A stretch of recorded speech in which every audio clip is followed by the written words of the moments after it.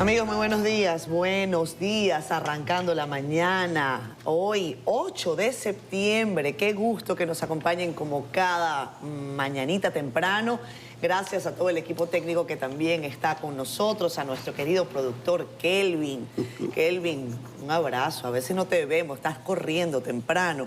Abrazo a toda la audiencia en esta jornada en la que vamos a tener muchas informaciones, vamos a pasar revista a resultados electorales en la región, hablaremos de lo que pasó en Argentina, brevemente veremos quizás a un Javier Milei que acepta una contundente derrota en el sitio electoral más importante, definitivamente para los argentinos. Buenos Aires, la capital, le dio un revés al presidente libertario, como a él le gusta llamarse, un resultado que muchos califican como plebiscitario y que arrojó pues un revés de por lo menos 13 puntos frente al candidato peronista, el candidato de la tendencia del peronismo, esa corriente política que ha dominado de una manera u otra a Argentina en los últimos 40, 50 años, hay que decirlo así. Nada, vamos a hablar acá hoy de informaciones nacionales. El fin de semana tuvo un asunto también de revisión, de investigaciones periodísticas. Está Yulisa Céspedes con nosotros para darnos detalles sobre ese escándalo de corrupción en SENASA.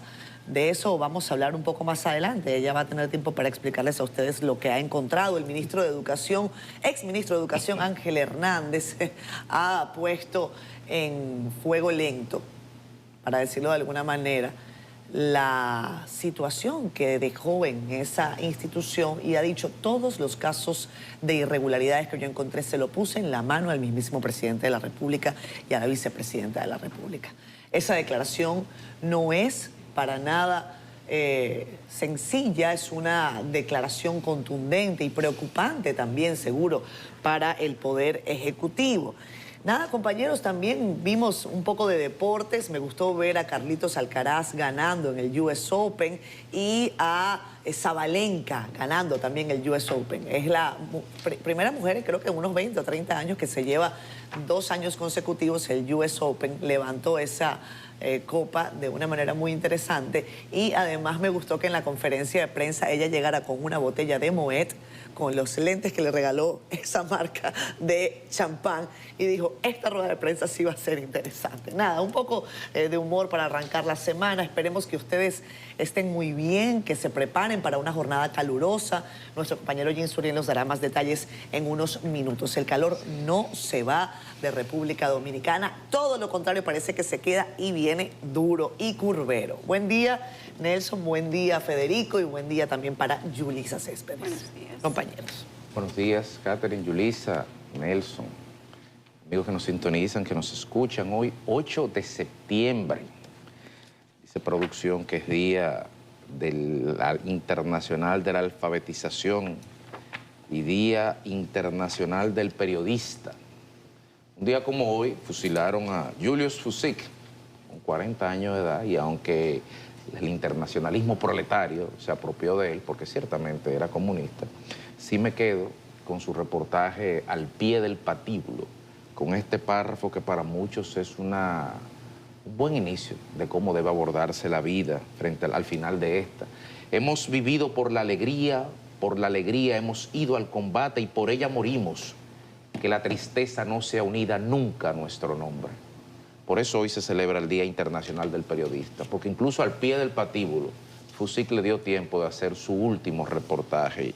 Y hoy es día también de la alfabetización, a propósito de que en agosto del año 2023 el presidente traspasó el programa Quisqueya Aprende Contigo del PROPEP directamente al Ministerio de Educación, y no hemos vuelto a saber jamás qué ha pasado con uno de los grandes fracasos de este gobierno y del gran fracaso del gobierno de Danilo Medina, que no fue haber completado la erradicación de la alfabetización en 8 años de su periodo y en 5 de este presidente.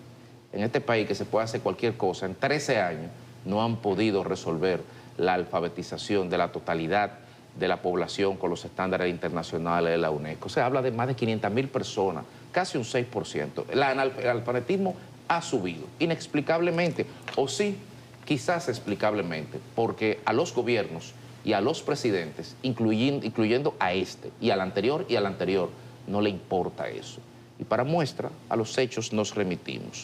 En el día de ayer, Kiev fue sujeto del mayor ataque con drones en lo que va de la guerra. 810 unidades de drones, incluso la Casa de Gobierno ucraniana fue impactada, de los cuales 747, dicen los ucranianos, que fueron interceptados.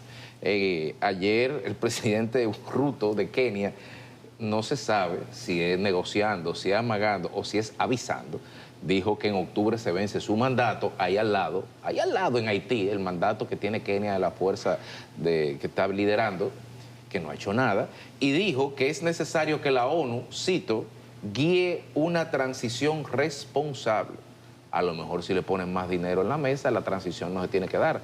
Pero de lo contrario, imagina usted lo que sería eso sin el apoyo de los keniatas, que aunque poco hacen más que si no estuvieran.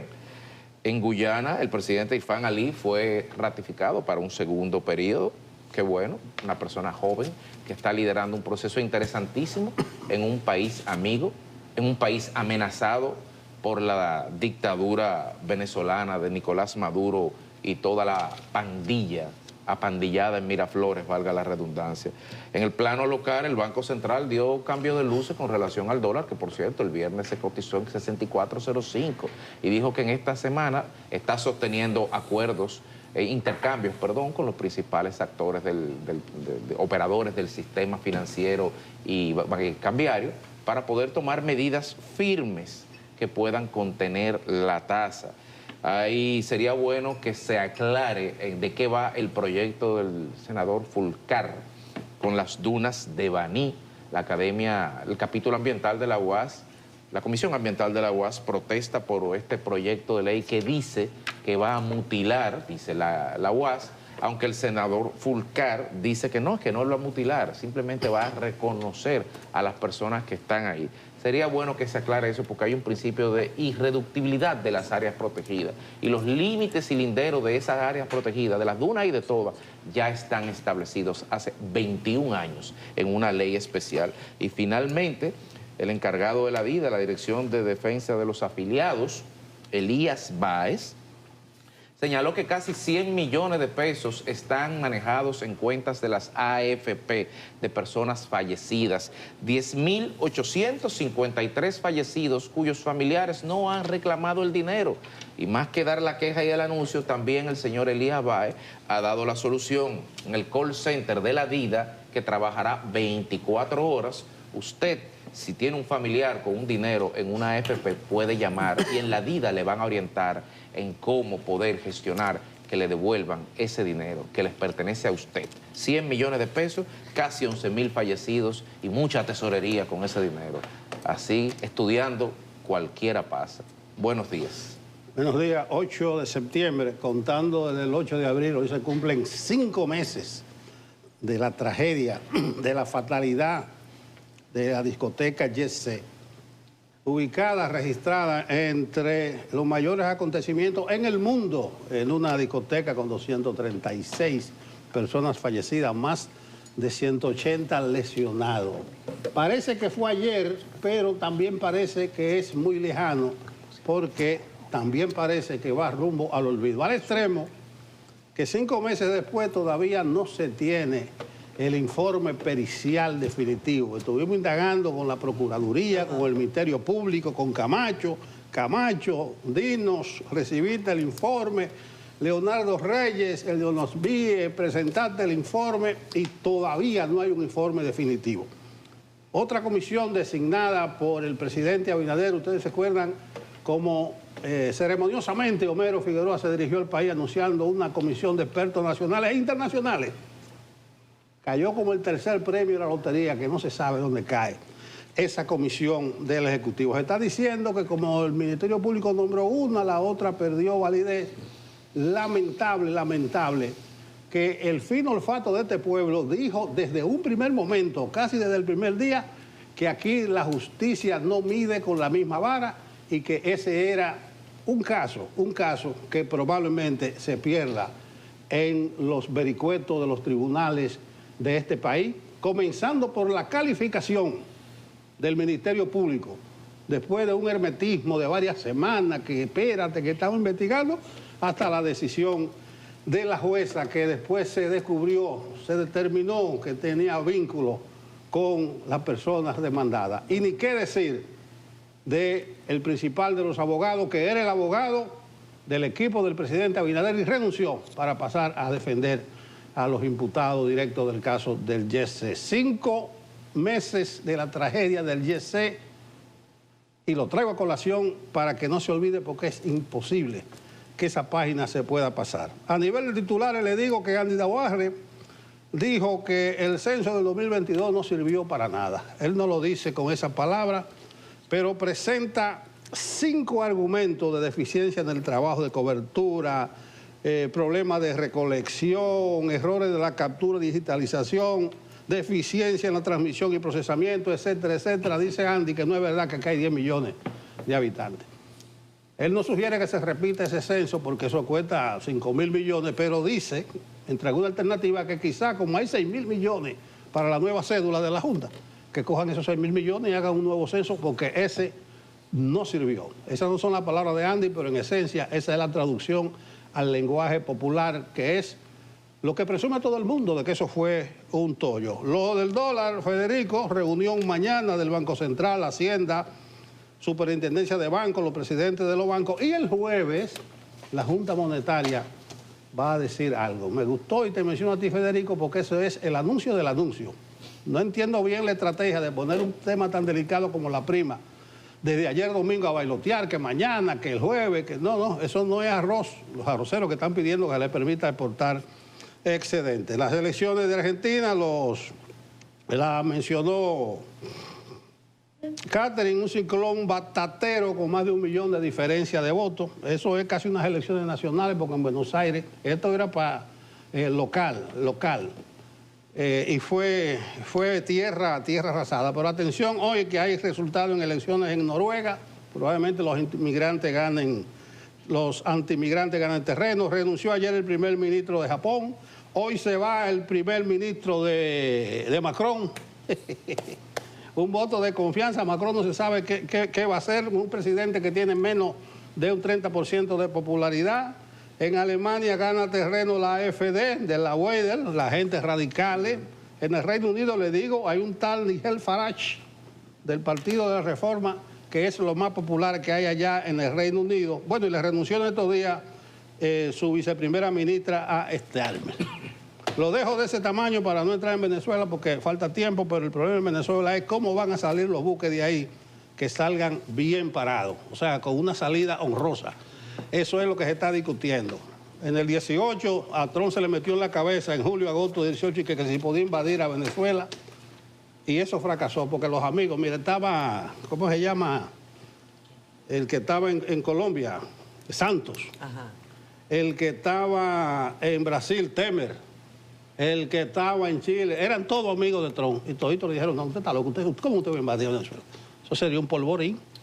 Y dicen los resultados, ¿qué es lo que está pasando ahora, Catherine? Aquella vez. De lo preocupante es que generó expectativa aquella invasión de Trump entre muchos venezolanos esperanzados de que venga un actor externo a salvarlos. Ese es el gran problema de Venezuela. Con ustedes, señoras y señores, Yulisa Céspedes. La presento ceremoniosamente porque hoy es lunes. Claro. Gracias, yo voy a tener que ver. Y la jalaron para acá. Yulisa, ven aquí a tapar. Coge para acá, Yuli. Eso es lo que se llama que te den una orden. Me lució para no venir el jueves. Sí, porque en la vida todo es negociable. Hay que buscar menos la vida misma. Y entonces se pueden negociar los acuerdos del Ministerio Público. Tú te ves rara los lunes. No por aquello de los Rosarios, caramba. Es que los lunes son dinamitas. Y me siento, es que nosotros trabajamos los domingos y entonces, como tenemos que trabajar los domingos, bueno, entonces como los zapateros y la salonera libramos los lunes. Y nos reintegramos el martes. Pero bueno, aquí estamos. Hay muchas cosas que conversar hoy con ustedes a propósito de la investigación especial que hemos hecho para CDN sobre la situación del Seguro Nacional de Salud, algo que era un secreto a voces y algo de lo que se comentaba pero bajito, pues muchas personas han venido a nuestras instalaciones de CDN, han conversado con nosotros, nos habían pedido que publicáramos lo que estaba sucediendo en el Seguro Nacional de Salud, y a pesar de que teníamos estos testimonios, nos habíamos tomado el tiempo de verificar que los testimonios fueran ciertos y que las documentaciones que nos habían traído pudieran llevarnos a otros lugares. Pues en efecto nos han llevado, hemos publicado la primera parte el día de ayer, vamos a profundizar un poco en algunos minutos, y la segunda y tercera parte se las prometemos para semanas siguientes. No voy a abundarles más porque ya más adelante lo tenemos como tema. También tenemos que decirles que el dólar amaneció al 64 y que hay mucha gente preocupada. Esta es la primera plana de prácticamente todos los periódicos. Yo creo que sí tenemos que tener la conversación, y hoy viene el ministro de Finanzas, Magín Díaz, a conversar con nosotros aquí al estudio de CDN. Vamos a hacerle las preguntas propias que en algún momento él también dio algunas respuestas antes de ser ministro de Finanzas. Vamos a ver si la opinión ha cambiado o si él sigue pensando lo mismo de la situación económica del país y de las correctivas que teníamos que hacer antes de ese ministerio. También hay que preguntarle a Magín si se endereza el país o no con una reforma fiscal, y si el tema de todos los escándalos por aparentes, digamos que malos manejos de los funcionarios en el gobierno podrían hacer que las autoridades se ahorren un chinchín de dinero que no se lo tengan que cobrar a los contribuyentes. Vamos a ver algunas cosas de esta. Le vamos a preguntarle a Magín también, y le estamos dando una gabela cibaeña sobre el tema de los alquileres. Miren, la Dirección de Pasaportes rentó un edificio por $5 millones y uno se pregunta, ¿y no podrán comprar el edificio? Hoy nos envían una selección de un proceso que se hizo en la OCTIC, que es la organización o la institución del Estado que trabaja con los servicios que provee el Estado y que los juntan todos, digamos que en un mismo local. El alquiler de un local en una plaza comercial en Puerto Plata, que en el campo todo es más barato, pero bueno, el alquiler en Puerto Plata en un local dentro de una plaza comercial es de 277 millones de pesos. Y uno vuelve y se hace la misma pregunta, y es que no lo pueden comprar, es que el dinero de los dominicanos vale menos, es cuadrado o es redondo. ¿Qué es lo que pasa? Que con el dinero de los dominicanos hay mejor que hacer alquileres y no se puede hacer una compra. Cosas que de verdad uno no entiende. A propósito de ello, déjenme decirles que hemos pedido nosotros colaboración en algunos centros comerciales para confirmar información de locales propiedades del gobierno, y hemos obtenido la información oficial y certera de cómo se llama la plaza que está en el Malecón Center. Malecón Center. El gobierno tiene propiedad del Estado Dominicano, de propiedad del Banco de Reservas, una cantidad de locales en Malecón Center que están vacíos, abandonados. No se está haciendo nada con ellos. Quizás, pues, por si nadie se ha dado cuenta, en el gobierno se lo decimos para que en vez de rentar, pues habiten los locales propios que ellos tienen allí. Además, hay tantos decomisos en estos días con estos acuerdos maravillosos que están haciendo las autoridades con la gente que admite que les robó al Estado, que bueno, se asoció con unos cuantos, no va a haber consecuencia para los asociados ni para los involucrados principales, pero el gobierno le va a coger un chorrito de dinero, le va a dejar la mayor parte, pero le va a coger un chorrito. En esos decomisos hay locales comerciales. ¿Por qué no se utilizan si ya definitivamente los han decomisado, ya pasan a ser parte del gobierno?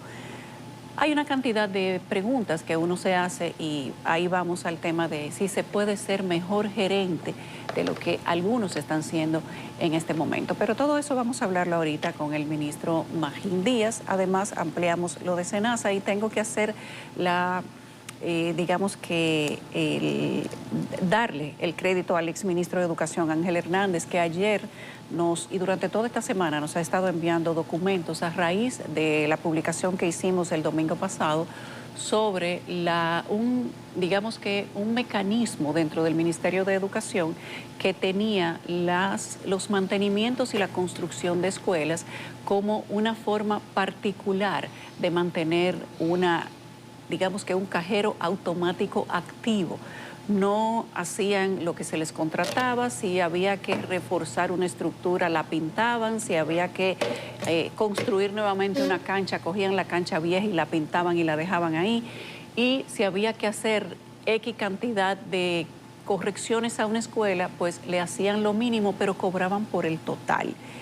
Él nos ha enviado un documento que él y su equipo redactaron enviando todas estas irregularidades a las autoridades. Dijo que se lo mandó al presidente, a la vicepresidenta y al PEPCA.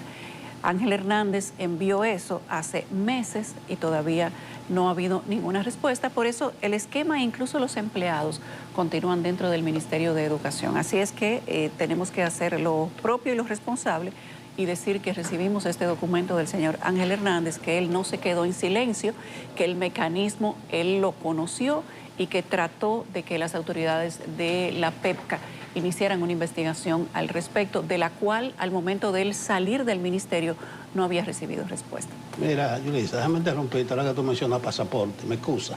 Sí. Hay una información que nada más Federico, policeísta, puede estar de acuerdo. La Dirección de Pasaporte compró 9 abonos VIP de palco para los Juegos del Licey para 225,000 pesos. ¿Qué usted ¿Cuánta opina? sensatez?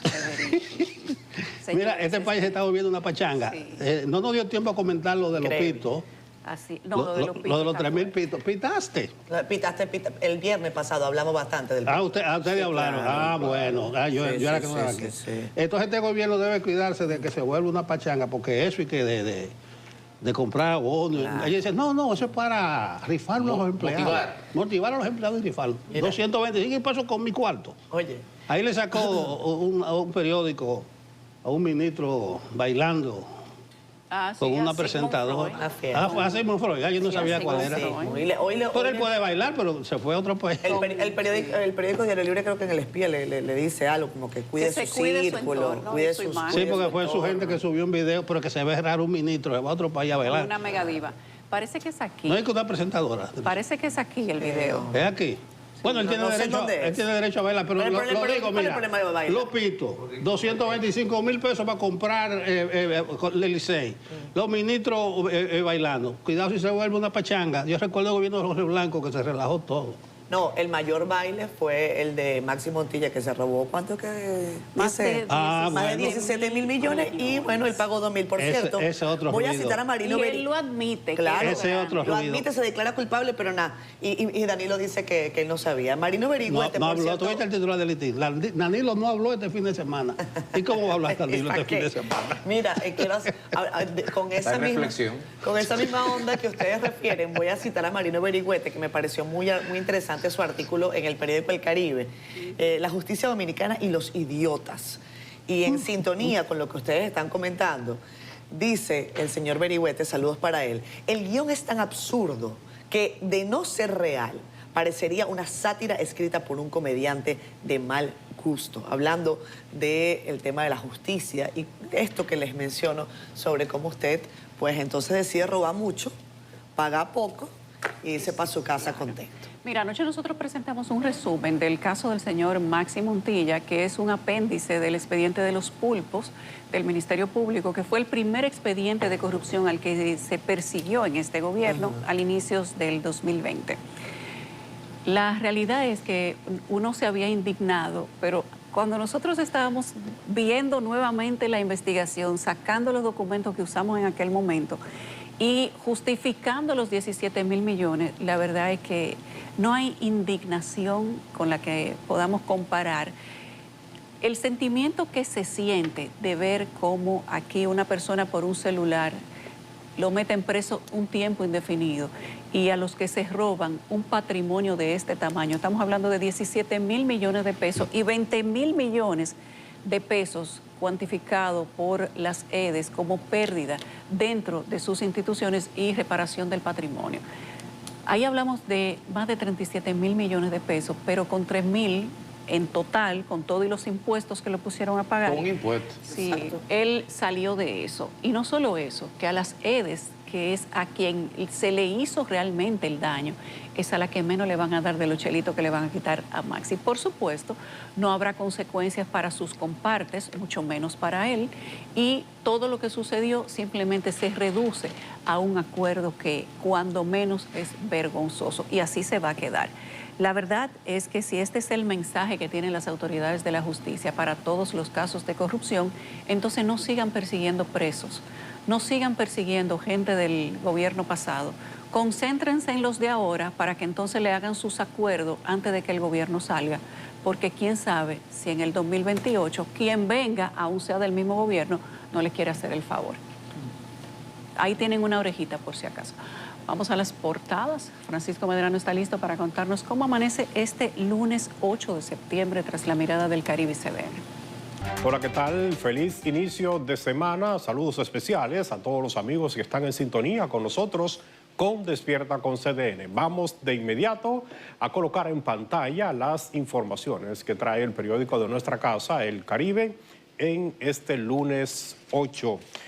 Iniciamos con el Banco Central, quien convocó a una reunión con la Superintendencia de Bancos, el Ministerio de Hacienda y representantes de la Banca Nacional para tratar el tema del alza del dólar. En otro tema que el Caribe trata esta mañana, pues hablan de la imagen del PLD, la cual sigue bajo el castigo por temas de corrupción. También tenemos los detalles de las canonizaciones realizadas este domingo por el Papa León XIV a Pier Giorgio Frassati y a Carlos Acutis, el primer santo millennial, quien ya es considerado el patrón del Internet. Y cerramos las portadas del periódico El Caribe con Javier Milei, quien reconoció haber sufrido una clara derrota en las elecciones en Buenos Aires. Vamos ahora a hablar de deportes. Nos vamos a la contraportada del Caribe esta mañana. Vamos a hablar del español Carlos Alcaraz, quien se proclamó campeón del Abierto de Estados Unidos por segunda vez en su carrera y recuperó el número 1 del mundo 2 años después, tras derrotar a su gran rival, el italiano Jannik Sinner. Y les invitamos esta mañana que accedan a nuestro portal digital www.cdn.com.do. Aquí usted podrá conocer otras importantes noticias como esta de la investigación realizada por el programa Reporte Especial, en donde se muestra al Seguro Nacional de Salud del SENASA y se revela una presunta red de corrupción de empleados y funcionarios del gobierno.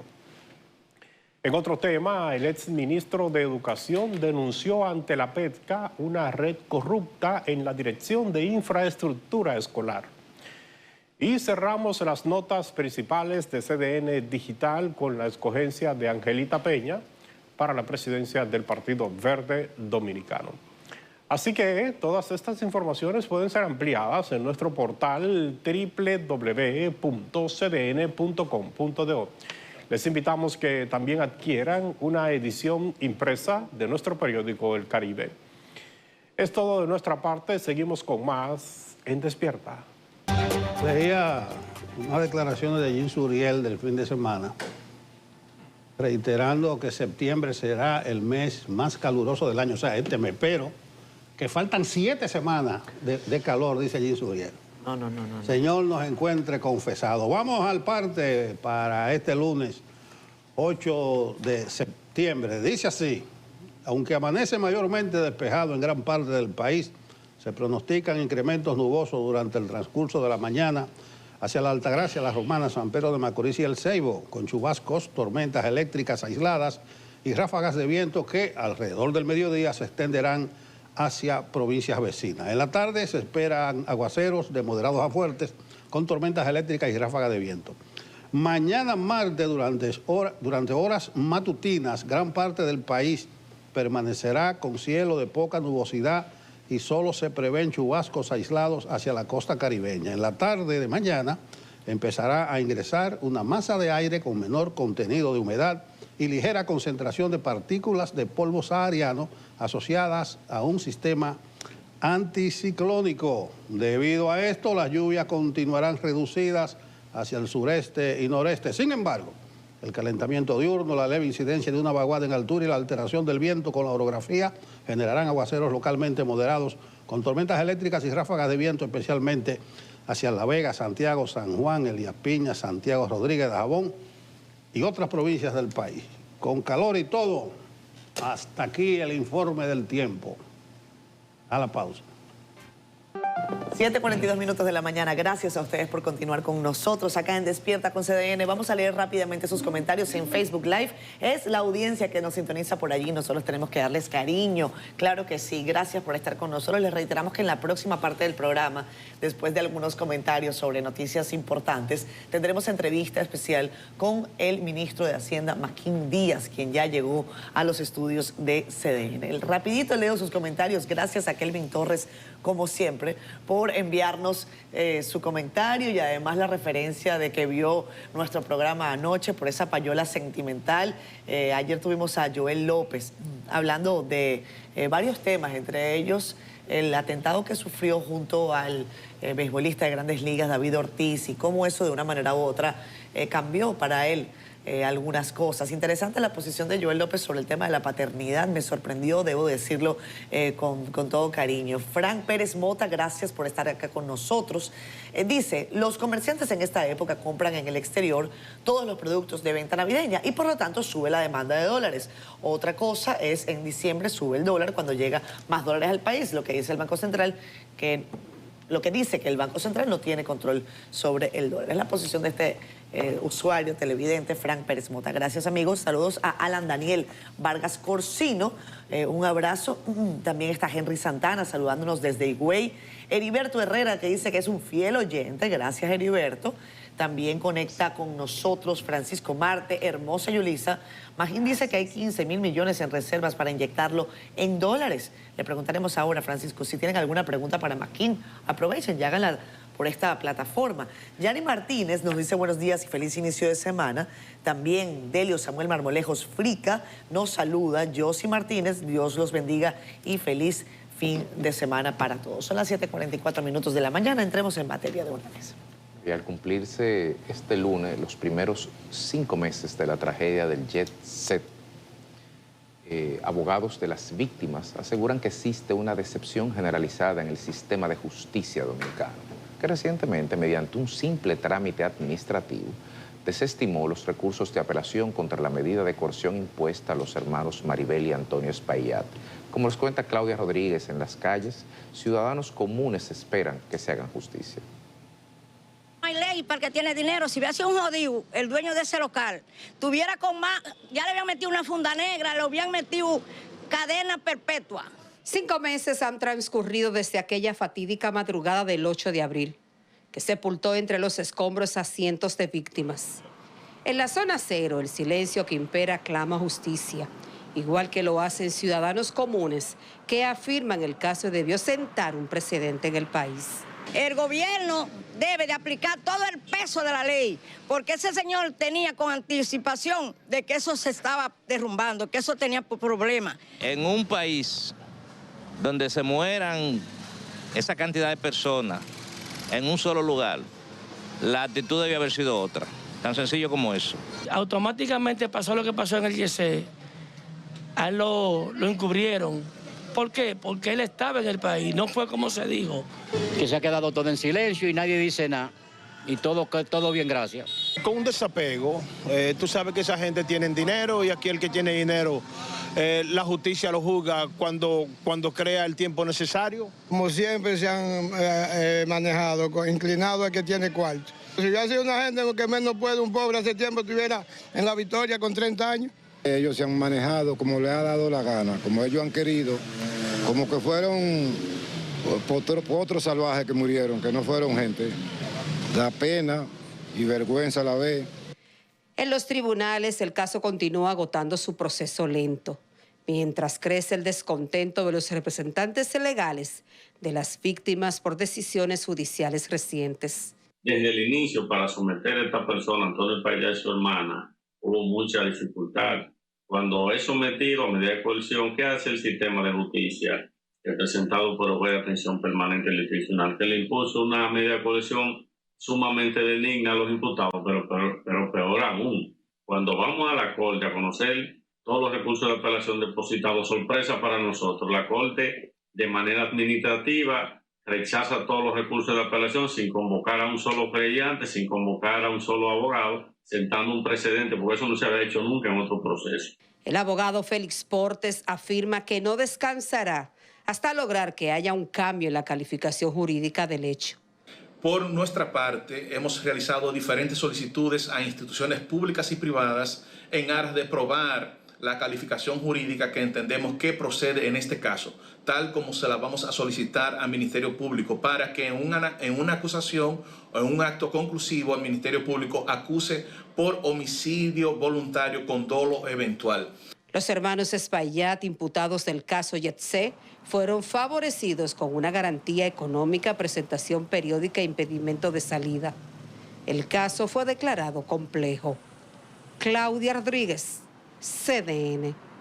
En la Edad Media había un refrán, una locución latina que decía Vox Populi, Vox Dei. La voz del pueblo es la voz de Dios. Y la voz del pueblo, ahí usted la oyó. Eso es lo que piensa el pueblo. Eso es lo que piensa el pueblo. Y el pueblo, Nelson, raramente se equivoca.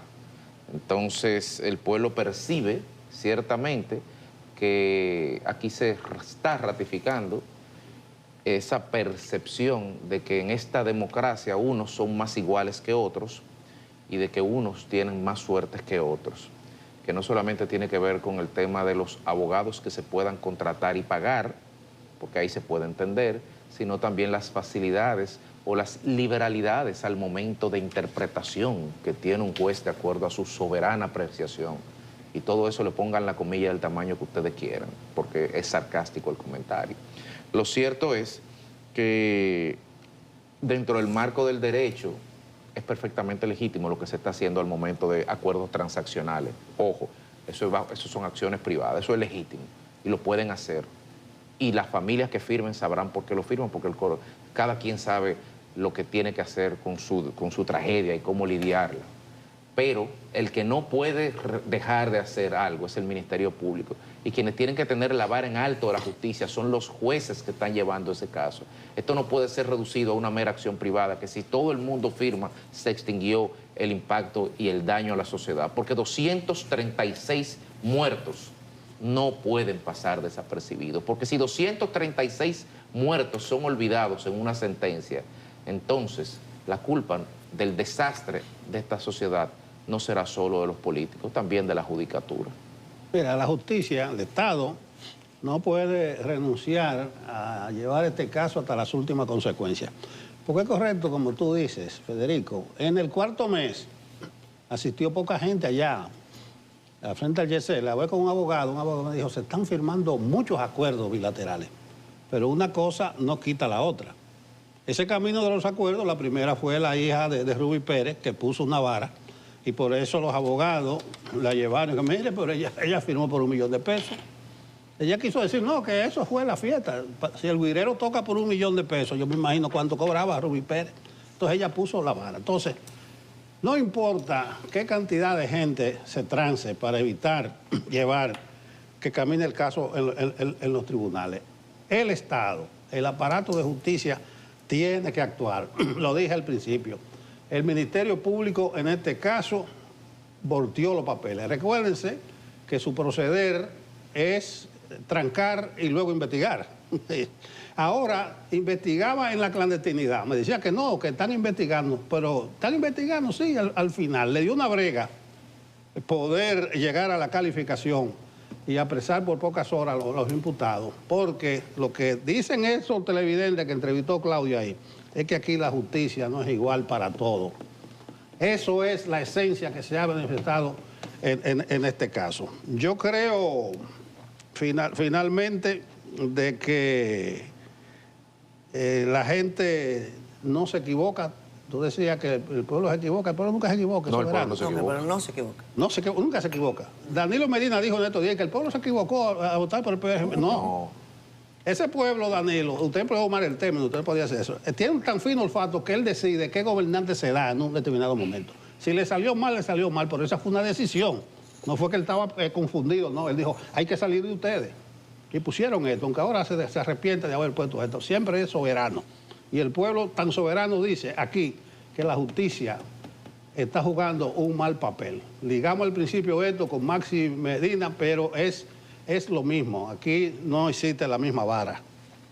5 meses después de la tragedia del Jet Set, hay que decir que esto se ha convertido en un espectáculo vulgar. Y es un espectáculo vulgar porque no hay respuesta para las víctimas y tampoco hay una respuesta de Estado que lleve tranquilidad a la familia dominicana en general. Hay que decir las cosas como son. Difícilmente se puede convencer a este país de que en el caso del Jet Set no hay un abuso de privilegios. Y los privilegios laceran a una sociedad democrática desde el fondo de su espíritu. Cuando la gente se sabe distinta, indefensa o en minusvalía frente a otro por un asunto de poder económico o político, pues entonces eso es un caldo de cultivo para que pase cualquier otra cosa. El Poder Ejecutivo desde el principio del Jet Set se ha lavado las manos. No se vio bien que el abogado que representaba al Poder Ejecutivo en rimbombantes casos de corrupción, pues pasara a ser el abogado defensor de uno de los propietarios y del principal propietario del Jet Set. 236 víctimas y 180 personas heridas. Todos estos niños huérfanos se han quedado con una respuesta escueta, vulgar, de una República Dominicana desde el punto de vista institucional que no ha sabido decir lo siento, y no solamente lo siento, sino me comprometo y reacciono con hechos. Acá uno ha mencionado el destino tan triste que van a tener estos niños. Y hay algunas acciones, algunas privadas, algunas, por ejemplo, Supérate ha hecho algunos esfuerzos, pero sin embargo eso es insuficiente. Hemos hablado del vía crucis que tienen que pasar las familias para poder rehacer de alguna manera su vida. ¿Cómo usted le dice a una familia que rehaga su vida cuando se le fue la mamá, el papá y absolutamente todo ese hogar se resquebrajó? Entonces no hay una respuesta proporcional del Estado ante una tragedia como esta en cualquier país del mundo. Esto tendría consecuencias inmediatas y no las ha tenido, ni para lo civil ni para lo grande. ¿Dónde están todas esas iniciativas de ley que presentaron los flamantes diputados? Eran como 15 o 16. Vayan y pregúntenle ahora a los diputados qué piensan de eso. En el olvido, porque no les interesa. Y no les interesa porque acá se ha puesto en evidencia una vez más que los privilegios pesan más que la ética y que la moral. Es triste, pero eso es lo que tenemos a 5 meses de la tragedia del Jet Set. No nos callaremos. Mira, siguiendo con el fino olfato de este pueblo, ¿ustedes recuerdan que se comenzó a filtrar que Senasa había quebrado? Eso era Voz Populi. Después lo cogieron los políticos, y politizaron el tema. Pero inicialmente era porque se estaba reflejando una deficiencia en los servicios. ¿Qué está pasando en Senasa? La gente miró para allá. Y mire lo que se ha destapado. Yulisa Cepeda hizo un amplio, magnífico trabajo anoche. Yo solo quería decir de entrada que el nuevo incumbente del Senasa, Eduardo Guzmán, anunció que esta semana abrirá una licitación pública para contratar una firma que lleve a cabo una auditoría externa de la institución. Cuando tú apelas a una auditoría externa, es que no confías de la interna. Claro. Pero de toda manera, este caso creo que no alcanzará para subsanarlo, despacharlo. Pero ni modo. Aquí está Yulisa. Queríamos aprovechar porque realmente por la magnitud de este evento no puede pasar por debajo de la mesa. Yulisa. Bueno, así es. Desde hace meses nosotros teníamos denuncias en CDN de personas que nos escribían y nos mandaban videos diciéndonos los centros médicos no cogen el seguro. Cuando uno va y el seguro es de Senasa, si es subsidiado, o algunos, incluso del contributivo, no nos quieren dar el servicio. Hay médicos que ya no quieren coger el seguro, hay farmacias que ya no quieren coger el seguro, inclusive teniendo el centro de disposición médica o el centro de expendio de medicamentos afiliado al Senasa, no le querían dar el servicio. Y hablaban de situaciones financieras, situaciones en los pagos y de irregularidades. Ese fue el origen de que nosotros aquí empezáramos a abrir un expediente. Aquí le decimos abrir folders. Nosotros le abrimos folder aquí a todas las denuncias que nos llegan. Y eventualmente, en la medida que algo se va teniendo un poco más de resonancia, pues empezamos a poner la mirada en eso. Pues pusimos la mirada en Senasa hace algunos meses y empezamos a recopilar datos al respecto. Algunos eran sueltos y todavía no lográbamos dar con el origen de lo que pasaba en Senasa. Empezamos simplemente por estas denuncias de la falta de servicios, de la falta de atención y de estos usuarios que en múltiples ocasiones nos dijeron: mi tarjeta del seguro se queda sin dinero aunque yo no la use. Y esa frase fue lo que detonó el interés de nosotros para descubrir qué es lo que había en Senasa. A esto se añadieron múltiples otras cosas y cuando empezamos a recibir la información que estábamos buscando en diferentes sitios, pues nosotros mismos nos quedamos perplejos. Y les voy a decir, todo lo que hemos publicado todavía se queda corto. Hay en Senasa más de 41 millones de pesos, que es lo más mínimo. Estos son cheles que se han sacado de los carnets de los afiliados. No es que se cogieron 41 millones de pesos en una compra de Senasa, no. Es que esta cantidad de dinero se la sacaron a los carnets de los usuarios. Es complejo hablar de este esquema porque no hay manera de que un call center paralelo igualito al de Senasa funcione sin que haya una conexión interna fuerte, porque esos software no se pueden copiar fácilmente, porque aprender o entrenar un personal amplio, aquí estamos hablando de más de 50 personas, entrenar más de 50 personas, eso no se hace en un día, eso no lo hace un leguleyo, eso no lo puede hacer una persona que no esté adentro, pero además que este esquema de, digamos que un sistema espejo, funcione fuera de Senasa, eso tampoco lo puede hacer alguien que no tenga la resonancia interna dentro de la institución. Pues eso mismo es lo que ha pasado.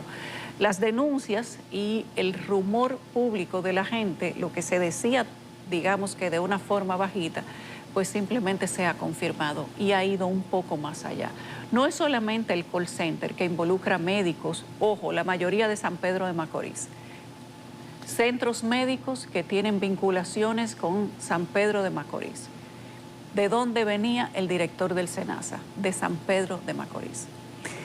Esto solamente se los digo, no estoy diciendo que las cosas vengan de un mismo origen, sino les estoy hablando de las coincidencias.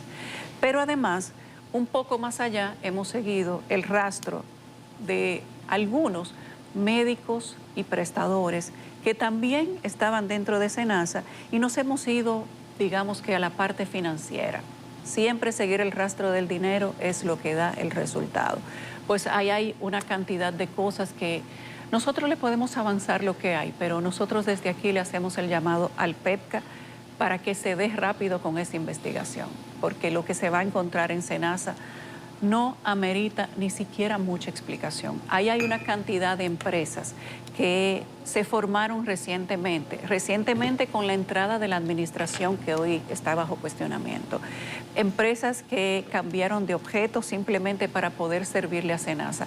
Pero resulta que a pesar de que las administradoras de seguros de salud, de riesgos de salud, les pagan a los prestadores, y fíjense que esta siempre ha sido la queja de las clínicas y de los médicos, de que les pagan meses después, resulta que a este esquema de empresa le pagaban hasta en 24 horas. ¿Coincidencia? Tal vez. El PEPCA dirá si son coincidencias las que se han encontrado, pero resulta que saltan a la vista. Hay testigos, incluso personas que estuvieron dentro del mismo esquema, que hoy parece que están arrepentidos, que nos han dado mucha información y ellos han identificado quiénes eran las personas que formaban este complejo esquema. Y resulta que esto se dirige hacia parte del anillo palaciego del exdirector. Todo lo que nosotros le podamos decir es poco, pero entiendo que esto amerita una investigación de las autoridades que tiene que ir mucho más allá de lo que hacemos los medios de comunicación y que esto tiene que repercutir en consecuencias, porque es increíble la manera como no solo la corrupción, sino también la incapacidad se apoderó de Senasa. No hay forma posible de que esquemas tan estructurados como estos funcionaran si no se estaban apropiando, aprovechando de la falta de pericia, la falta de conocimiento, de la falta de deseo de hacerlo bien, que también había en SENASA. Es lamentable hablar de corrupción, siempre es duro, a veces uno se encuentra con gente que hasta uno conoce y uno se siente en la disyuntiva. ¿Será real lo que fulano está haciendo? Nosotros teniendo los documentos en la mano, nos preguntábamos, porque es una cosa tan a la clara, tan burda, que nosotros mismos nos preguntábamos, pero ¿será que esto es verdad? Es que tiene que haber una equivocación. Nos estamos equivocando, lo decíamos nosotros mismos. Y volvíamos y revisábamos todo y el resultado era el mismo. A ver en qué punto nos habíamos equivocado. Lo único que yo les puedo decir es que lo que ha pasado en SENASA da pena. Se ha jugado con el dinero de la salud de la gente, sobre todo de la gente más pobre. Y ojalá que las autoridades encuentren en SENASA las pruebas necesarias, que las van a encontrar a montones, para que haya una consecuencia importante sobre esto y que esto no se vuelva a repetir. SENASA no había sido un escándalo hasta ahora. En ocasiones se habían dado situaciones de irregularidad con externos, pero no con internos. Y siempre se habían resuelto sin afectar a los contribuyentes y sin afectar a los afiliados. Hoy los grandes afectados son los afiliados. SENASA no tiene dinero ni siquiera para pagar la nómina. Tiene el Poder Ejecutivo que transferirle dinero todos los meses, decenas de millones de pesos. Y esto no puede ser un esquema repetido. Ojalá que las autoridades encuentren lo que ha sucedido. Nosotros le preguntamos a la CISALRIL dónde estaban ellos durante estos 5 años, porque es la institución llamada a auditar a las ARS. La CISALRIL parece que estaba durmiendo el sueño eterno, tocando el arpa mientras ardía Troya, y hoy el resultado es que Troya sigue ardiendo y se ha quemado prácticamente todo lo que era importante y hay que resurgir con los cimientos. SENASA ha llamado a una auditoría externa. Ya Nelson les ha dicho lo que significa llamar a una auditoría externa, cuando no se confía en lo interno, cuando la Cámara de Cuentas no estuvo ahí para verificar lo que pasaba, cuando la Contraloría no estuvo ahí para tener una alerta de lo que pasaba con SENASA, todos estos contratos, todos estos registros de contratos, todos estos pagos a las mismas compañías, registro de contrato, factura y pago el mismo día. Nada de eso despertó una alerta en los órganos de control internos. Hay sobre el esquema de cómo se le sacaba el dinero a SENASA, y digo sacaba porque ojalá que ya lo hayan parado, pero tengo entendido que se ha despedido mucha gente de SENASA a raíz de esto y que van a despedir otros más. Muchos de los mencionados todavía están ahí adentro. A SENASA que haga lo que entienda, pero desde aquí le pedimos a las autoridades del Ministerio Público que tome cartas en el asunto y que lo haga rápido.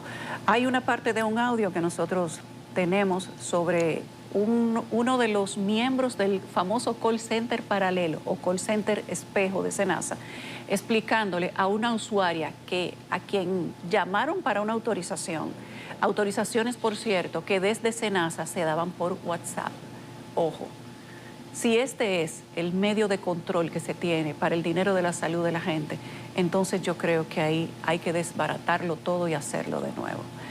En esta llamada, esta persona ya, digamos que para contar con el apoyo moral de la usuaria, le ha dicho cómo funciona SENASA, o el esquema de SENASA, para que entendiera que no era el dinero de los afiliados que se estaban cogiendo, no, era el dinero que dicen ellos como todo corrupto y como lo justifican además en este tipo de esquemas que se ha hecho a nivel internacional a compañías de seguro, como supuestamente no es a los afiliados que se les roba, es al Estado. Vamos a escuchar este audio de cómo funciona el mecanismo.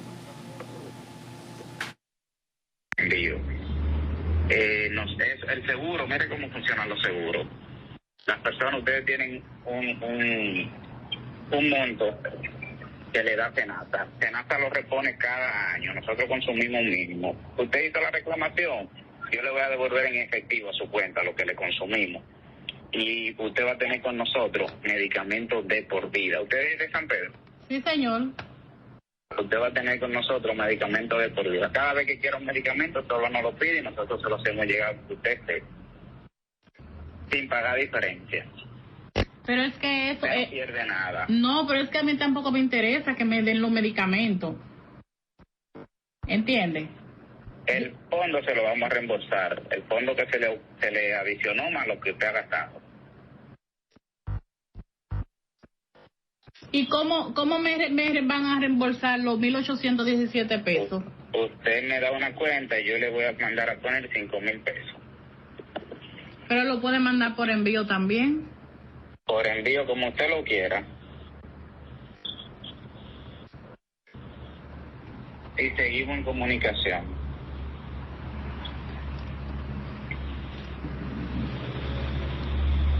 Bueno, yo voy a hablar con el esposo mío, porque como estamos en estos trámites, yo le voy a hacer saber. Está bien, comuníquese con él, usted le explica, mire, le explica sinceramente, lo que estoy hablando ya sin ningún tipo de cosas ocultas. Le voy a explicar qué nosotros hacemos. El seguro Senasa le da a todos los pacientes 12,000 pesos anual. Sí. Nadie utiliza esos 12,000 pesos, pero ellos no se lo acumulan. Sí. Senasa lo que hace es que usted consumió en un año 1,000 pesos y el año que viene le da lo mismo 12,000. Exacto. Nosotros utilizamos a cada paciente, le utilizamos un mínimo de 3,000 pesos. Casi nunca se dan cuenta. Al año que viene usted se le repone. En el caso suyo, Senasa la llamó, nosotros le vamos a reponer lo que le utilizamos, le vamos a dar lo que usted ha gastado. Y en caso de que usted necesite medicamento, tiene la facilidad de que nosotros se lo conseguimos. La víctima creía que estaba llamando a Senasa y estaba llamando al call center paralelo de Senasa. Ya ustedes lo han escuchado, al menos prácticamente todo. No, y como dices tú, Yulisa, yo creo que la palabra acá es la vulgaridad, ¿no? O sea, qué burdo, ¿no? Y no es solamente este esquema el que va a ser investigado. Sabemos por la investigación de Yulisa Céspedes que ya el Ministerio Público está atendiendo a este tipo de denuncias. Hay una auditoría en curso de la CISALRIL y dicen los nuevos directores, el nuevo director de Senasa, que van a hacer una auditoría externa porque hay que definir exactamente cuántos negocios irregulares, si habían negocios irregulares y cuáles van a ser las consecuencias inmediatas sobre ese particular. Hay contratos que son controversiales, además.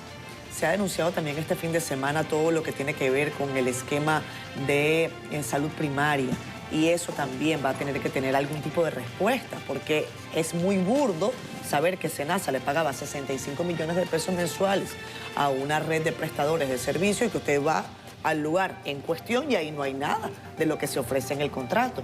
Entonces todo eso va a tener probablemente una consecuencia inmediata. Es un caso gordo al que vamos a tener que seguir, por supuesto, atendiendo. Federico, no sé si quieres agregar algo. Bueno, simplemente decir que la última vez que escuché la palabra paralelo en un entramado de corrupción fue en Baninter, cuando montaron el banco paralelo. Y usted sabe el resultado y cómo funcionaba el entramado. Ojalá, lo que tiene que hacer la autoridad es investigar. Qué bueno que Senasa está solicitando una auditoría transparente externa. El gobierno que sepa que la única forma de enfrentar esto es poniendo sobre la mesa toda la información disponible con el mayor nivel de transparencia, 1, y 2, persiguiendo a los responsables de este desastre que ha ocurrido en este centro de salud, de esta prestadora de servicios, del cual aparentemente solamente estamos viendo la punta del iceberg. Vamos a pausa. Regresamos con más de Despierta con CDN, 8:17 minutos de la mañana. Gracias a ustedes por continuar con nosotros. Tenemos el gusto de presentar, como les mencionamos al principio del programa, al ministro de Hacienda y Economía, Magín Díaz. Está con nosotros, economista por referencia, desde hace mucho tiempo lo consultamos, pero ahora viene en calidad de ministro, en la titularidad de esa posición.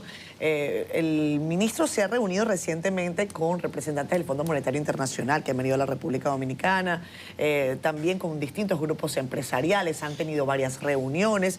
Nosotros queremos preguntarle primero de qué van esas reuniones y cuál es la conclusión de las mismas, si se podría resumir quizás en pocas palabras. Y hay un dolor de cabeza recurrente en la ciudadanía o una preocupación, si se quiere llamar de esa manera, con relación al tema de la tasa del dólar, que alcanza hoy, si no me equivoco, 64 pesos por dólar. Magín, buenos días y bienvenido. Son como 4 preguntas. Pues sí, para empezar, eso. Tranquilo. Buenos días. Buen día. Mira, el FMI está aquí en una visita programada. Claro. Ellos vienen todos los años durante un par de semanas. Se reúnen con todos los actores, tanto del gobierno como sector privado, para hacer su informe anual de cómo ellos ven la economía. Y ellos están hasta este viernes y en un mes más o menos, un mes, 6 semanas, pues darán su informe anual. Y hasta ahora las reuniones van muy bien. Ellos valoran bien lo que siempre valoran bien, la estabilidad macro, el manejo del Banco Central. Ellos consideran que la política fiscal es prudente, apoyaron al gobierno en la modificación presupuestaria para aumentar el gasto en inversión pública, porque se hizo en el marco del cumplimiento de la regla fiscal. Ellos van a hacer su evaluación macro y la verdad es que ahí siempre sacamos buenas notas, sobre todo si se nos compara con el resto de la región. Ahí estamos mucho mejor, aunque este año vamos a crecer menos, pero aún así vamos a crecer más que el resto. Esa es la visita del fondo. No le han puesto ningún pero, porque casi siempre ese informe termina con pero. Bueno, siempre vamos a esperar el informe. Conocemos los problemas, ¿verdad? Porque yo tengo un traje de payaso que lo uso en los cumpleaños de mis hijos, pero no soy payaso. O sea, yo, si antes decía que había problemas estructurales, pues ahora también. No se pueden ocultar. Son problemas históricos, yo creo que han ido evolucionando, algunos han ido mejorando. Por ejemplo, un problema histórico que siempre el fondo recalcaba era que la reserva del Banco Central era muy bajita. Bueno, eso se resolvió desde hace años, ahora son bastante altas y eso evita que haya una crisis cambiaria.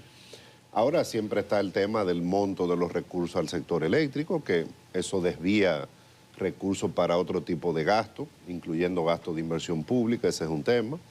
O sea, los temas estructurales están ahí, también los vamos a abordar y, bueno, tenemos que dar la cara y presentarle al fondo nuestro plan para resolverlo.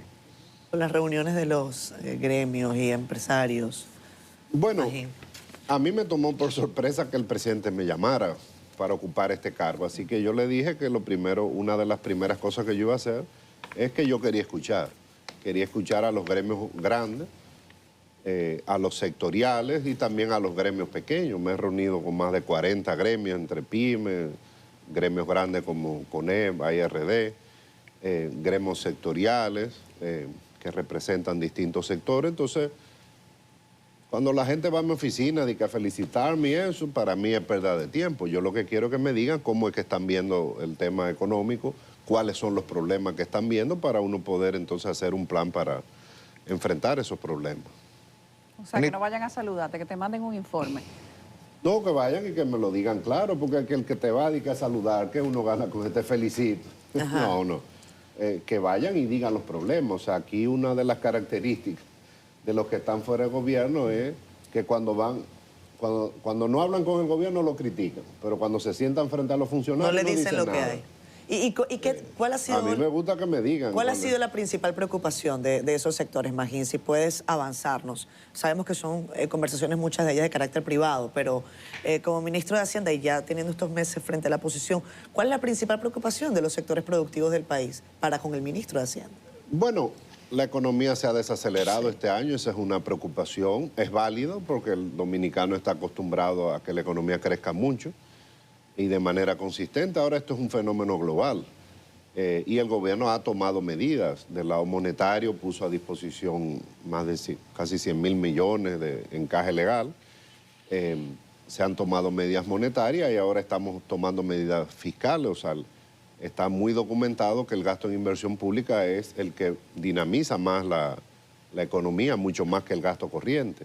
O sea, estamos tratando de hacer una política anticíclica. La economía desacelerada, metemos más inversión pública y eso puede ayudar al Banco Central. O sea, el gobierno está haciendo lo que puede, pero es una coyuntura internacional muy compleja este año, mucha incertidumbre. Entonces, la desaceleración de la economía es uno de los problemas que cita el sector privado.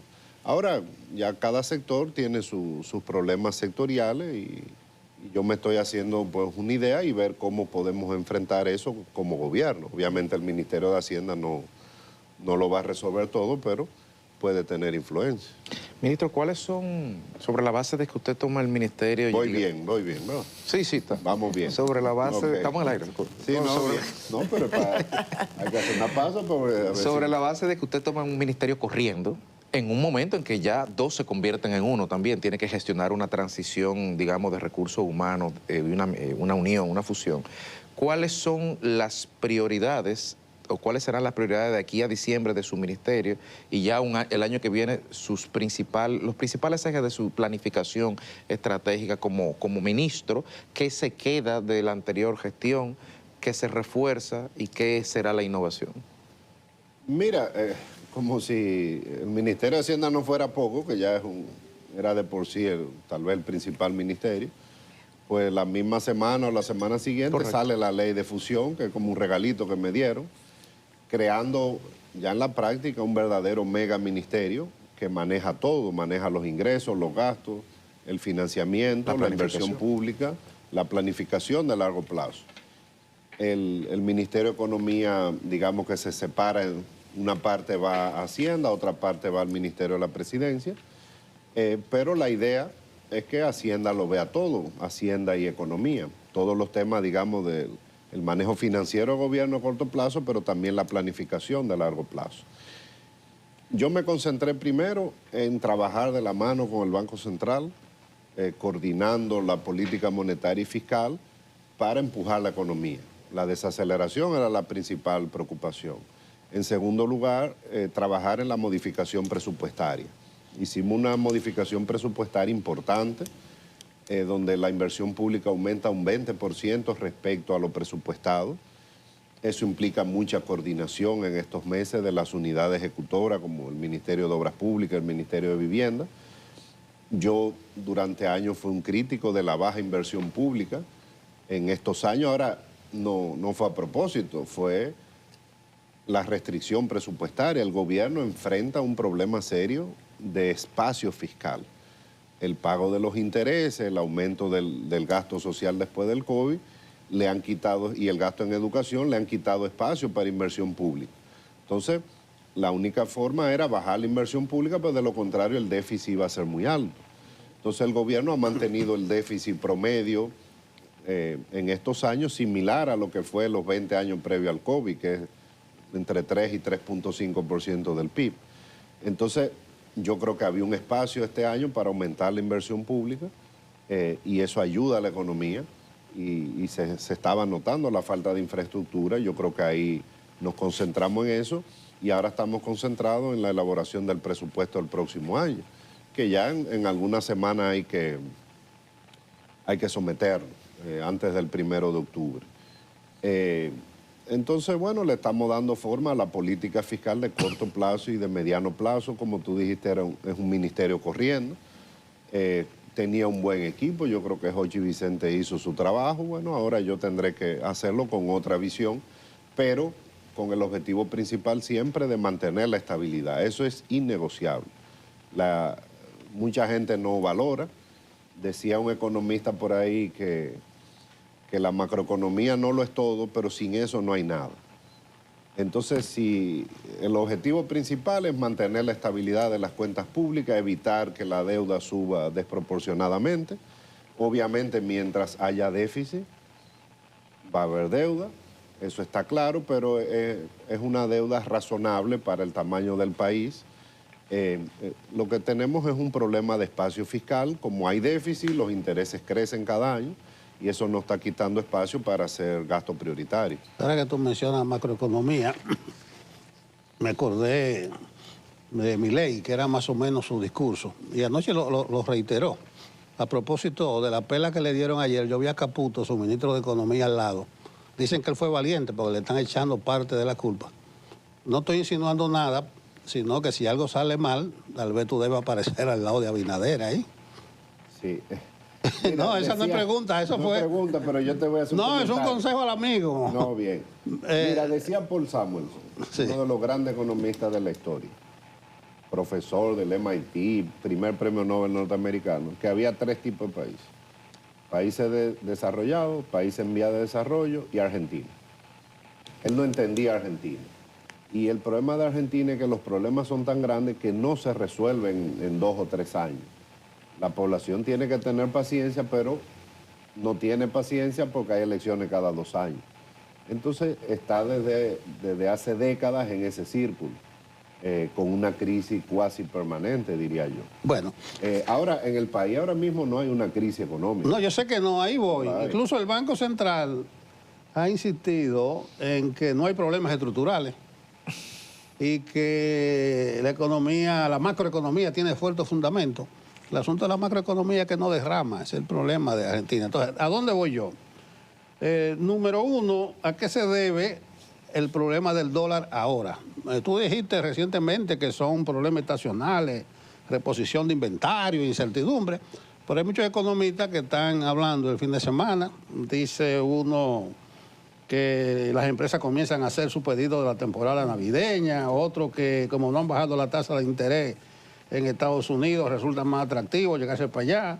Otros dicen que la inyección del peso y peso busca dólar, etcétera, etcétera. No sé a qué se debe el problema del dólar. Y segundo, tú estás en medio de una estrategia ahora porque se van a reunir mañana, se va a reunir Valdés Albizu, Magín Díaz, el Potrillo y los presidentes o sea, Alejandro Fernández, superintendente de banco. Alejandro Fernández W. Sí, Wipo se llama. Yo no entendí por qué ustedes anuncian que se van a reunir mañana y que el jueves la Junta Monetaria. Yo creo que eso es lo que crea como confusión en la gente. ¿A qué se debe que el dólar esté alto ahora y qué es lo que se va a anunciar? Bueno, el dólar se ha movido porque el dólar es un precio. Hay veces que sube y hay veces que baja. Bajó a 58 en un momento y ahora está otra vez. Subió, buscó su nivel y está en 64. Ahora, ¿por qué el Banco Central dice que no hay problemas estructurales? Las remesas van bien, casi 1.000 millones de dólares mensuales. El turismo va bien. Este año también más de 10.000 millones. Las exportaciones siguen bien.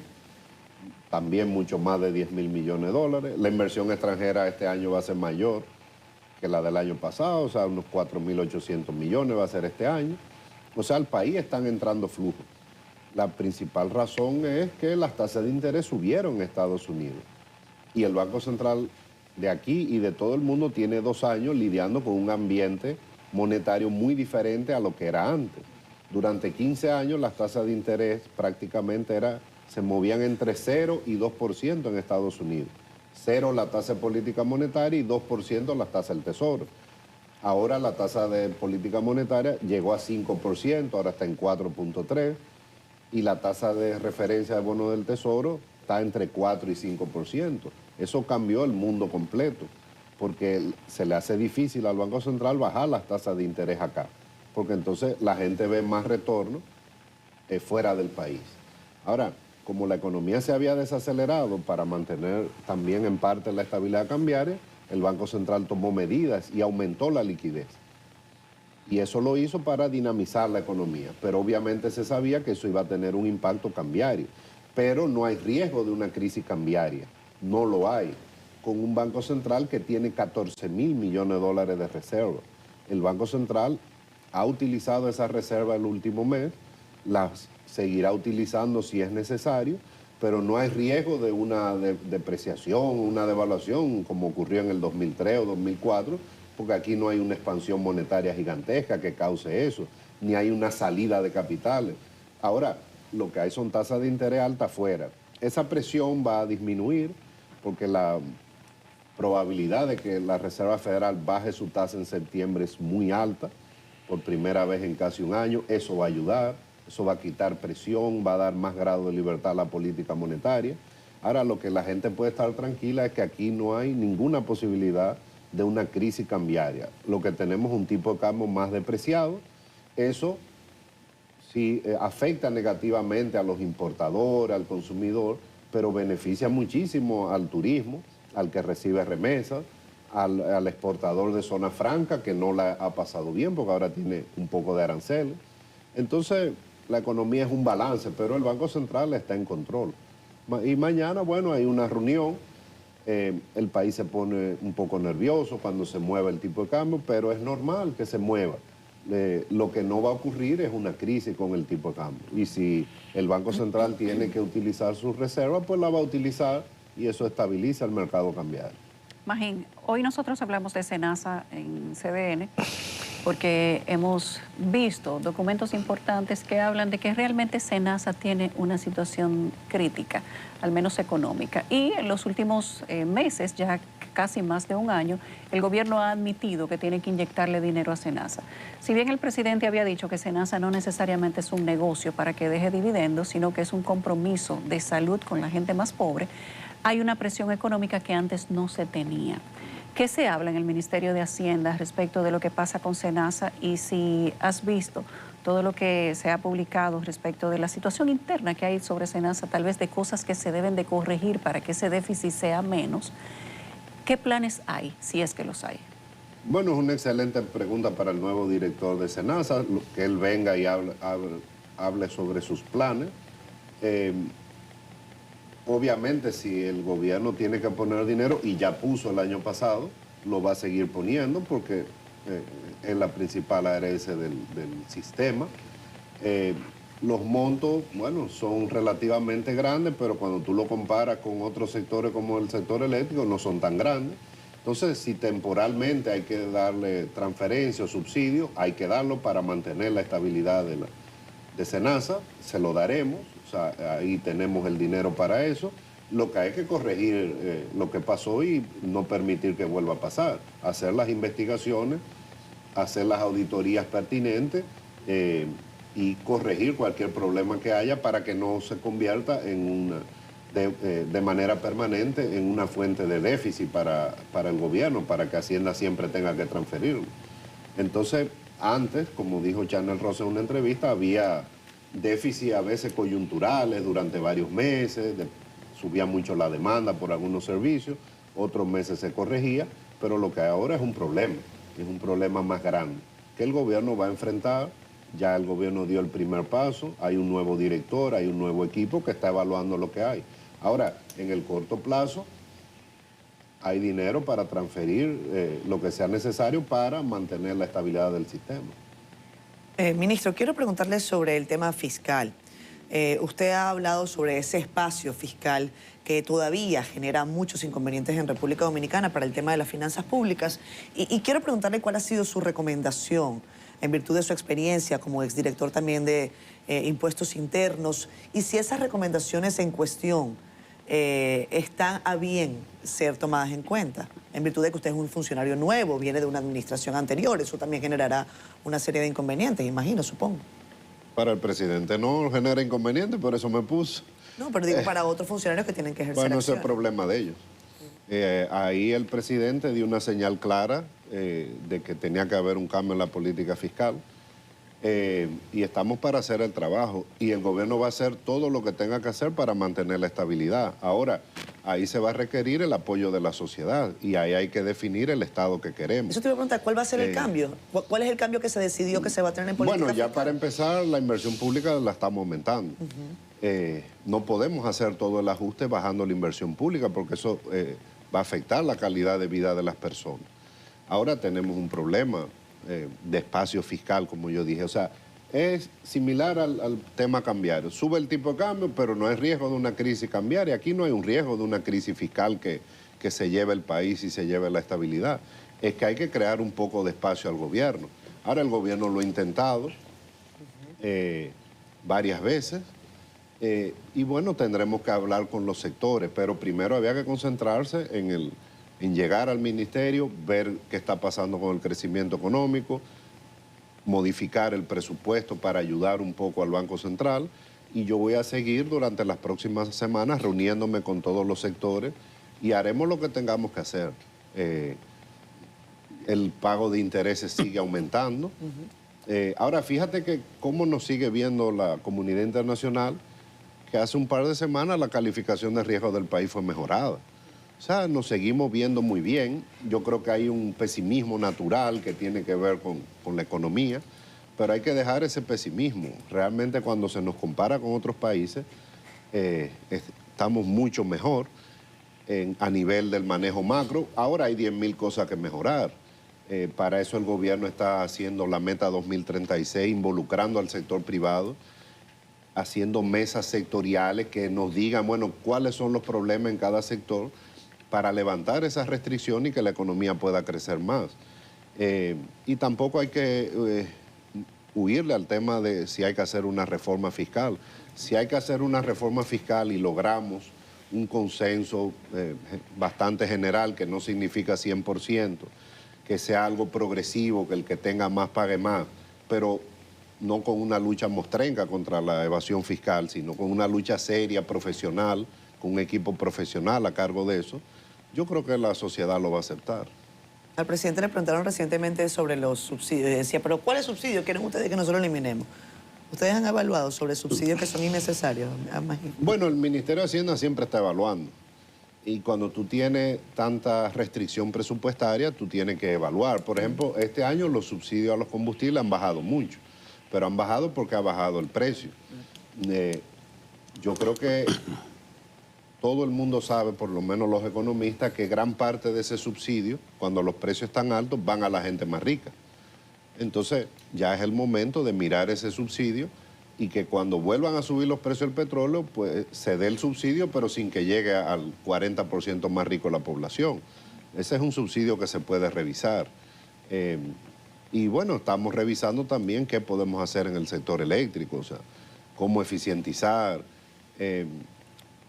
Hay un tema de que el subsidio llegó el año pasado a 1.800 millones, este año va por ahí también, le pusimos más recursos en el presupuesto reformulado, pero en realidad el subsidio como porcentaje de la economía es más o menos lo que fue antes, 1.4% del PIB. Ahora eso es mucho, porque es la mitad del déficit. Entonces como país ya tenemos que ver cómo vamos a ir bajando eso y qué subsidio debe quedar. Bono luz, el subsidio focalizado a los pobres. Yo creo que por ahí va la cosa. Ahora estamos viendo todas las cosas que podamos mejorar. Ministro, usted hablaba de la externalidad que se representa para las cuentas, para la tasa cambiaria, la política de la Reserva Federal, pero otra sería, y le pregunto, ¿cómo está impactando en las cuentas nacionales el tema de los aranceles del 10% que ya están en vigencia en Estados Unidos, en sentido negativo, y en sentido positivo, cómo está impactando el oro que estaba cuadrado a 2.500 y está a 3.600? Bueno, el oro está impactando muy positivamente. Estoy hablando de memoria, pero órdenes de magnitud en el presupuesto, los ingresos que íbamos a recibir de Barrick este año eran unos 200 y tantos millones de dólares y vamos a recibir alrededor de 500 millones de dólares. O sea, los ingresos están subiendo y hay un poco más de producción este año. Eso ha sido excelente noticia. O sea que con el precio del oro nos estamos beneficiando mucho. Y lo otro era muy importante, pero se me olvidó. El 10% de los aranceles. Bueno. Porque usted está diciendo, la exportación está aumentando. Bueno, los volúmenes macro pueden estar aumentando, pero porcentualmente, ¿cómo impacta ese 10%? Mira, Trump cambió el comercio económico mundial, cambió el orden, y eso es lo que hay. A nosotros nos tocó la tasa más baja que 10%. Innecesariamente, porque el principal criterio es que Estados Unidos tenga déficit con un país. Ese era el criterio del día de la liberación. Pero Estados Unidos tiene un superávit gigantesco con nosotros. O sea, en teoría nosotros no aplicamos para el arancel, pero nos tocó 10%. En teoría. Porque en la práctica ellos revisan cada empresa y se puede descontar el monto que ellos importan. O sea, para muchas empresas ese 10% va a ser 8%, va a ser 7%. Ahora, otros países tienen, todo es relativo, tienen tasas más altas. Hasta ahora no ha afectado el volumen de las exportaciones. No es lo óptimo, pero es lo que hay. Y un tipo de cambio a 63, 64 compensa en gran parte ese aumento de arancel. O sea, la zona franca lo beneficia y a las exportaciones en general. Y ese es el mundo en que estamos viviendo y yo no creo que el presidente Trump vaya a cambiar. Ahora, como gobierno seguiremos haciendo esfuerzos porque tenemos argumentos para que sea bajado el arancel. Pero un arancel de 10% no es que el mundo se acaba tampoco. Ningún economista serio está de acuerdo con eso, pero es una decisión política. y las empresas pueden seguir funcionando, exportando. Con ese precio va a ser un poco más caro.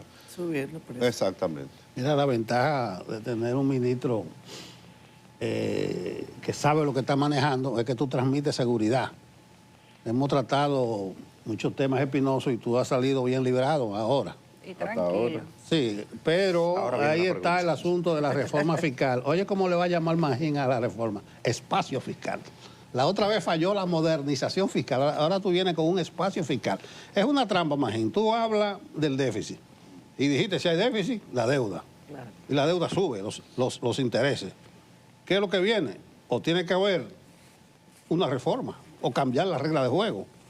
Eso está en la mesa, o sea, no en los planes, porque eso está en los planes de hace años. Eso está en la mesa tuya ahora. Vamos a ver.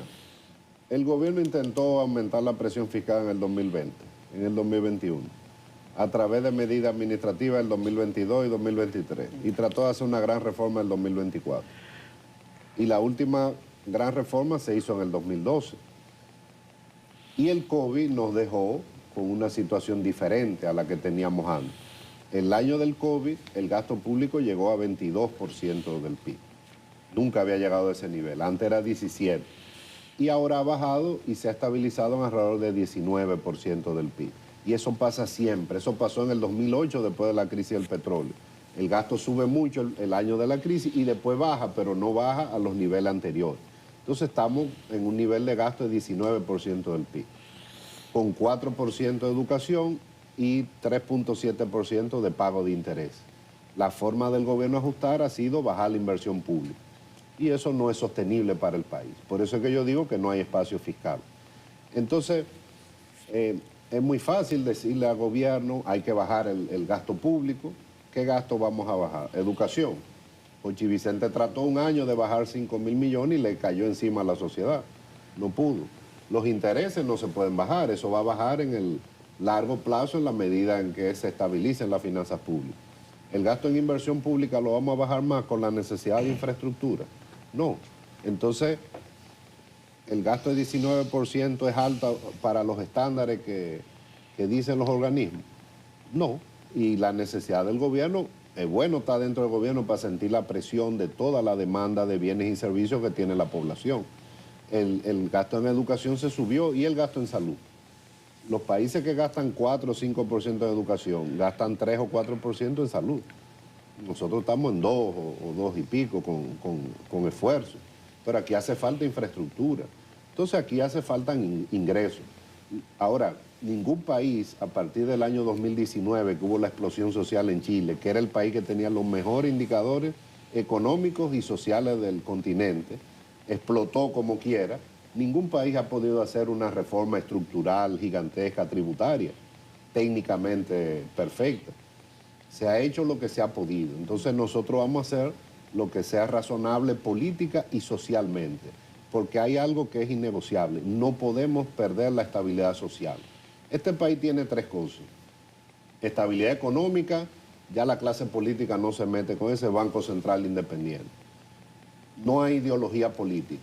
O sea, los gobiernos son pro crecimiento, pro empresa, con gasto social obviamente para amortiguar el tema de la pobreza y la desigualdad.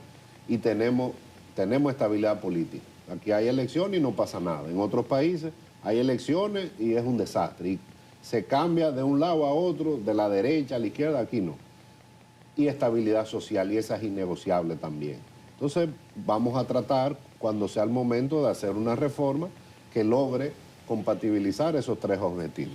Magín, evidentemente por todo lo que has dicho, el gobierno tiene en plan una reforma. Porque estás hablando en presente. No. Estás diciendo lo que el gobierno está considerando para hacer una reforma, o sea que es un plan real. Si hay las condiciones, en su momento hablaremos de eso, pero tienen que darse las condiciones. El presidente no está negado a una reforma fiscal. Me nombró. El hombre que decía que hacía falta una reforma y lo pusieron ministro, ¿qué tú crees? Lo que pasa es que algunos miembros de su gobierno ¿Qué dicen tú que eso crees? es un tema tabú. Entonces uno tiene que hacer la pregunta. El presidente va a hacer lo que tenga que hacer para mantener la estabilidad macro y fiscal del país y para estabilizar la deuda pública si hay que estabilizar. Gracias, ministro Magín Díaz, por habernos acompañado durante esta mañana. Se nos ha acabado el tiempo, se nos quedan algunas otras preguntas, pero Magín sabe que lo agarramos acá un par de minuticos más antes de que se vaya, mientras se toma un buen café con nosotros. Café Cora, por cierto, que son los anunciantes de este programa. Vámonos a la pausa. No lo veo aquí el café.